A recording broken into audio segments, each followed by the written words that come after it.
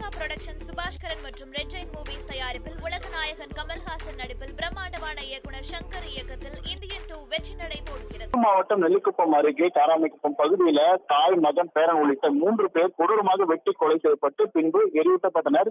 இந்த சம்பவம் பெரும் அதிர்வலைகளை ஏற்படுத்திய நிலையில கிட்டத்தட்ட இந்த வழக்குல மட்டுமே 200 போலீசார், தனிப்படைகள் உட்பட 200 போலீசார் இந்த வழக்குல விசாரணை நடத்தியும் இதுவரை துப்பு கிடைக்காமல் போலீசார் திணறி வருகின்றனர். கடலூர் மாவட்டம் நெல்லிக்குப்பம் பகுதியில் இருக்கக்கூடிய காராமைக்குப்பம் பகுதியில கடந்த திங்கட்கிழமை அதிகாலையில 3 பேர், அதாவது தாய் கமலேஸ்வரி, அவர் மகன் சுகந்தகுமார் மற்றும் அவரது மகன் இஷான் ஆகிய 3 பேர் கொடூரமாக வெட்டி கொலை செய்யப்பட்டு எரித்து கொலை செய்யப்பட்டனர். இந்த சம்பவம் பெரும் அதிர்ச்சி ஏற்படுத்திய அடுத்து தொடர்ந்து உடனடியாக கடலூர் மாவட்ட காவல் கண்காணிப்பாளர் ராஜாராம் அவரோட உத்தரவின் பேர்ல 4 தனிப்படைகள் அமைக்கப்பட்டது.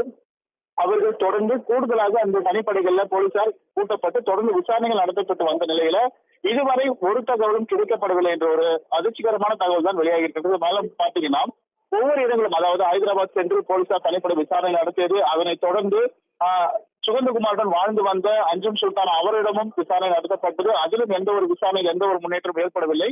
இதனை அடுத்து நேற்று ஒரு புதிய தகவல் கிடைக்கப்பட்டது. அதனை அடுத்து அந்த பக்கத்து வீட்டுக்காரர்கள், அதாவது கமலேஸ்வரர் வாழ்ந்த பக்கத்து வீட்டில் இருக்கக்கூடிய வசிக்கிற 4 பேர் போலீசார் அழைத்து சென்று காவல் நிலையத்தில் வைத்து விசாரணை நடத்தினர். நேற்று மதியம் ஒரு 12:30 மணி அளவில் காவல் நிலையம் அழைத்து சென்ற அவர்களை விடிய இரவு போலீசார் தொடர்ந்து அவர்களும் விசாரணை நடத்தினர். இருப்பினும் இந்த வழக்கில் எந்த ஒரு முன்னேற்றம் ஏற்படாமல் போலீசார் தொடர்ந்து அதுக்கான விசாரணையிலே உட்படுத்தப்பட்டுள்ளனர். மேலும் பாத்தீங்கன்னா நேற்று 3வது நாள், இன்று 4வது நாளாக தொடர் விசாரணை நடத்தப்பட்டு வருகிறது.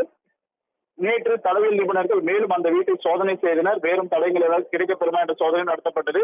இது போன்று பல்வேறு கோணங்கள்ல போலீசார் விசாரணை நடத்தியும் இந்த ஒரு வழக்குல, இந்த ஒரு கொடூரமான கொலை சம்பவத்துல ஒரு விஷயமும் கூட வரைக்கும் கூட முன்னேற்றம் இல்லாமல் தொடர்ந்து போலீசார் வழக்கு விசாரணையை முன்னெடுத்து சென்று கொண்டிருக்கிறார். மேலும் பாத்தீங்கன்னா மாவட்ட காவல் கண்காணிப்பாளர் ராஜாராம் தலைமையில தொடர் விசாரணை மேற்கொள்ளப்பட்டு வருவதை அடுத்து இந்த வழக்கில் எந்த ஒரு புதிய தகவலும் கிடைக்காமல், குற்றவாளிகள் பற்றி எந்த ஒரு விவரமும் கிடைக்காமல் போலீசார் தொடர் விசாரணை மேற்கொண்டு வருவது பெரும் அதிர்ச்சி ஏற்பட்டிருக்கிறது.